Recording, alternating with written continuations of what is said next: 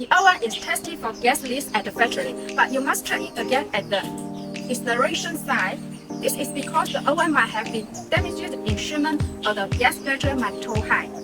Before testing, pay attention. Remove all packing material from the oven. Don't smoke while loading testing.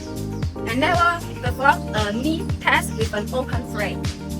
Make a soap solution of 1 teaspoon of liquid started to 1 cup of water.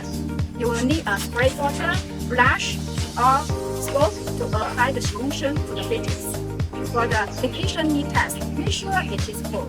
Here are the steps to check. 1. Turn off the control valve and turn on the gas supply. 2. Check all connections with soap solution from the regulator and supply way to the manifold pipe assembly.